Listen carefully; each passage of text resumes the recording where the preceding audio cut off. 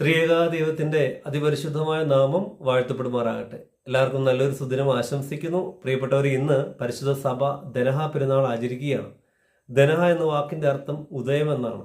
നമ്മുടെ കർത്താവും നാഥനുമായവൻ സ്നാപക യോഹന്നാനിൽ നിന്ന് യോർദാൻ നദിയിൽ വെച്ച് മാമോദിസ ഏറ്റപ്പോൾ പിതാവാം ദൈവത്തിൻ്റെ ശബ്ദവും പരിശുദ്ധ റൂഹായുടെ പ്രാവാകൃതിയുള്ള ആവാസവുമായ വിശുദ്ധ തൃത്വത്തിൻ്റെ ഉദയത്തെയാണ് ഇത് അർത്ഥമാക്കുന്നത്.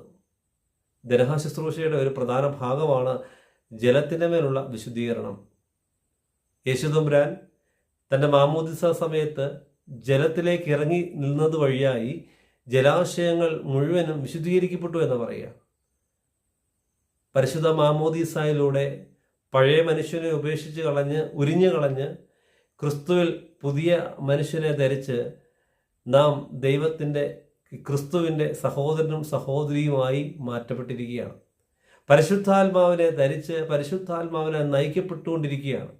പ്രിയപ്പെട്ടവരെ, ഈ പുണ്യദിനത്തിൽ മാമോദിസായുടെ ശപഥങ്ങളെ, മാമോദിസായിൽ വെച്ച് യേശുക്രിസ്തുവിനെ സ്വീകരിച്ചത്, ഏറ്റുപറഞ്ഞത് നമുക്കൊന്ന് ഓർമ്മിച്ചെടുക്കാം, ഒന്ന് പുതുക്കാം. ആ ചിന്തകളെ ഒന്ന് പുതുക്കിയെടുക്കുവാനായിട്ട് നമുക്ക് സാധിക്കട്ടെ.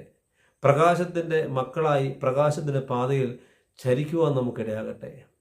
അതിന് ഈ പുണ്യദിനം ഇടയായിത്തീരട്ടെ എന്ന് പ്രാർത്ഥിക്കുകയും ആശംസിക്കുകയും ചെയ്യുന്നു. എല്ലാവർക്കും ദനഹ പെരുന്നാളിൻ്റെതായ എല്ലാവിധമായ ഭാവുകങ്ങളും നേരുന്നു.